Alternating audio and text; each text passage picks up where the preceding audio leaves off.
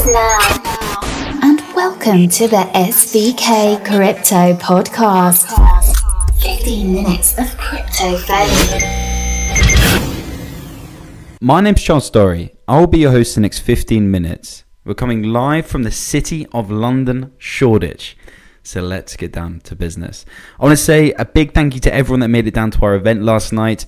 It was a huge success, so thank you so much for participating and also for coming out with us afterwards and going down to the Token House, which is a pub nearby to the event venue. So thank you so much for doing that. And a big thank you to Pavel Baines from Bluezell for making it down as well. He gave us a surprise guest visit, which was great, so a big thank you to him. Today's show is going to have a slightly different format. We have Shane Kehoe, the CEO and co-founder of SVK Crypto, interviewing Val, who's the CEO and founder of PolicyPal, as someone we had the privilege of having down last night. And this interview was conducted in our Shoreditch office in the city of London earlier today. So I hope you enjoy it. Let's get into it. Hello, my name is Shane Kehoe and I'm one of the co-founders of SVK Crypto. I am joined by none other than Val, the founder of PolicyPal. This lady actually needs no introduction, but let me do it anyway. Forbes 30 under 30 and an amazing recent ICO. We have got nothing but love for you and welcome to SVK HQ. Val. Thank you so much, Shane. Thanks for the warm welcome. Really honored to be here in your really beautiful office, and also thanks for organizing the great event last night.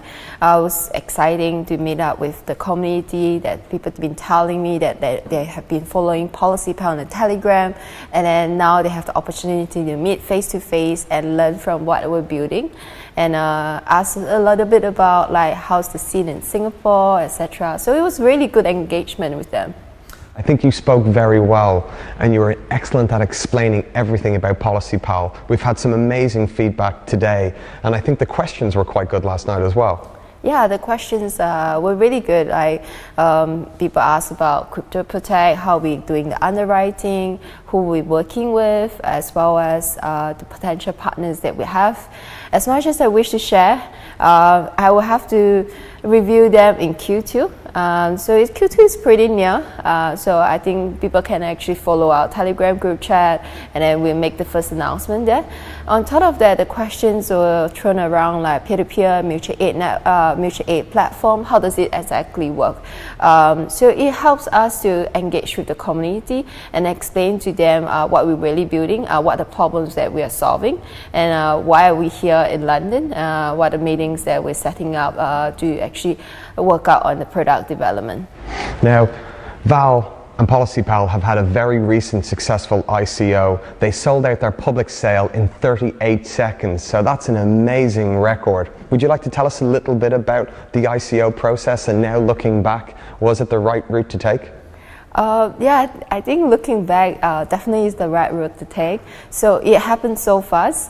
We only launched our white paper on the 26th of January.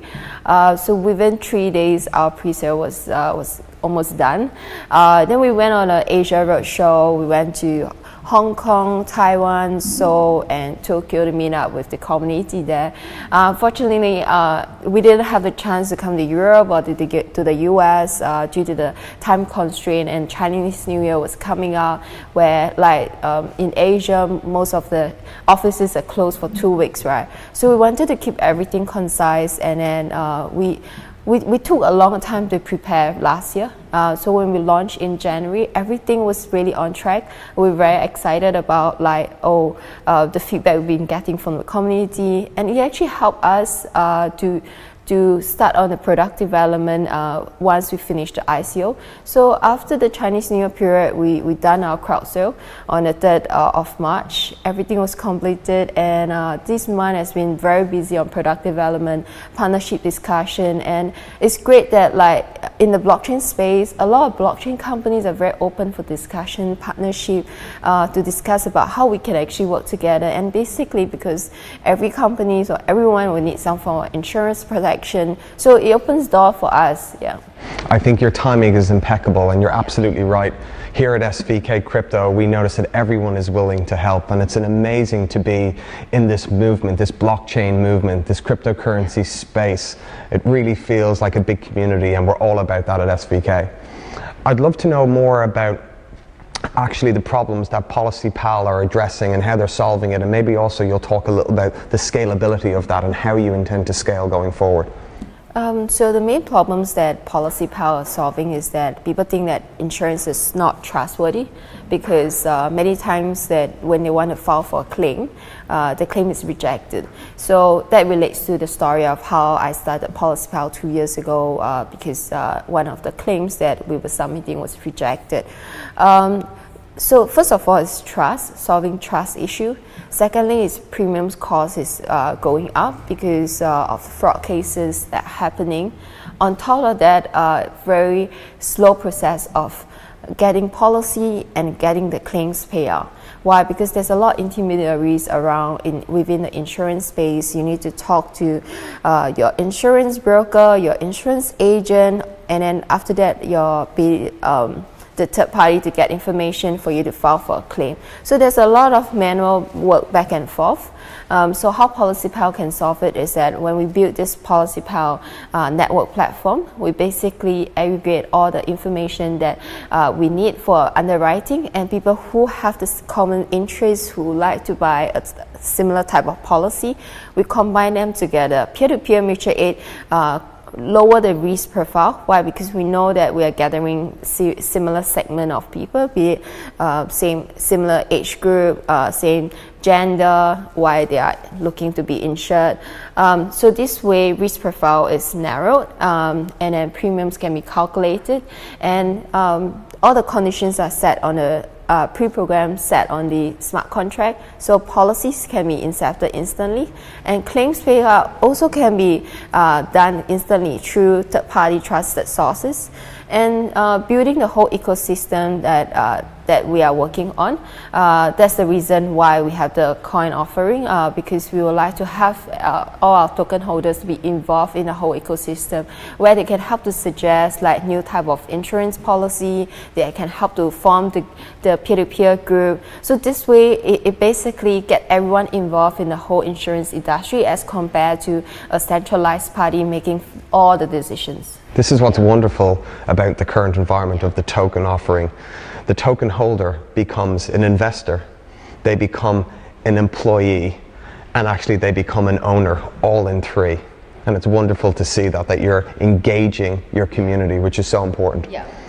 What does the use of proceeds look like when you raise $20 million? You as the founder of PolicyPal, how do you look at actually deploying that capital? So if you could talk a little bit about the use of proceeds that you've raised from your recent ICO, I'd love to know more about that. Sure. So the use of proceeds will focus a lot on productive development. So we've been increasing our engineering team size. So from 4 men like last year, all the way now we have 6 men, and then by Q2 we're looking to have 10 engineers within the tech team, and then most of them will focus on PolicyPal Network platform development, and then on top of that we'll be continue our efforts in the Crypto Protect insurance, where it will be distributed through our broking entity. So that's the reason why I'm in London, meeting up with some underwriters, getting the product up. So the focuses will be a lot on the tech development, partnerships, as well as working relationship together with other blockchain companies to be much more integrated in the space. And we'll be spending about like 10 to 15% on marketing as well, because we believe that we need to get everyone involved. We need to spread the word out. Why PolicyPal is here to rebuild insurance industry, how they can come in to help to establish the whole ecosystem, and then we are also incentivize our token holders when they do the job, because we strongly believe that for the whole community to grow, we need to reward people who have done the work for us as well. So part of the tokens that are set aside actually to reward our token holders who have done the job. Well, we'd love to be able to help you out on the marketing side. As you know, here at SVK, we're passionate about our community. We do a blog, we do a podcast, and of course we hold kick-ass events like we did last night. And to our new YouTube audience, we're putting out constant content, everything to do with the cryptocurrency and blockchain space. So any way that we can help you out, we're here. Yeah, it's amazing. I think SVK Crypto has been super helpful to us.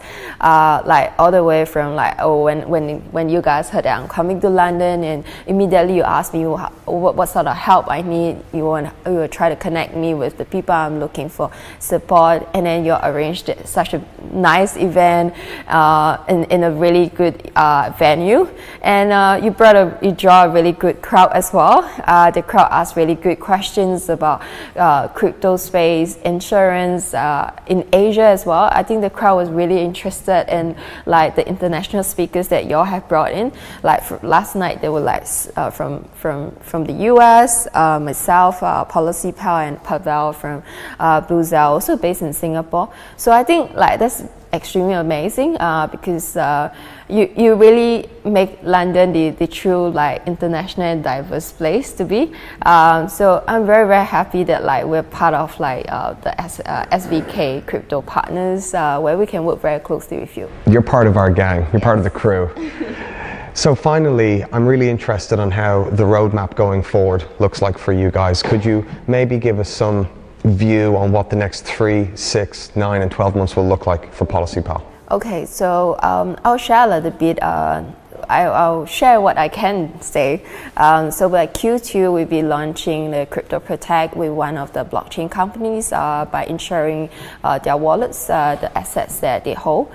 So this is the proof of concept first before we roll out to start insuring ICO projects, smart contracts for business operations, as well as exchanges. So that's work in progress, and I think this will really help the crypto community. Why? Because more and more people are interested in cryptocurrency, crypto assets, and also blockchain technology.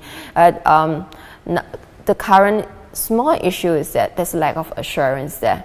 So we like to provide this to the whole community so that people can have stronger like conviction that like this technology is here to stay, and also there's huge opportunity in the crypto space. So that's for Crypto Protect, and the team in Singapore is working very hard on the PolicyPal Network. So the testnet will be out sometime by end of Q2 as well. So by Q3, we'll potentially be sharing on the partners that we're working with for the PolicyPal Network, how they're distributing the policies on our platform, and Q4 we will launch in that country. Well, Val, thank you so much. It's lovely to see females in the blockchain space really representing, and I just wanted to say thank you very much from all the guys at SVK Crypto for your time and also for your token, and we wish you all the very best. Thank you for stopping by. Thank you so much, Shane. All the best. Thank you. You're amazing. That's a wrap. You've been listening to an SVK Crypto podcast original. Follow us on Twitter at SVK_crypto. Email us on cstorry@svkcrypto.com. Leave us a message on our website www.svkcrypto.com.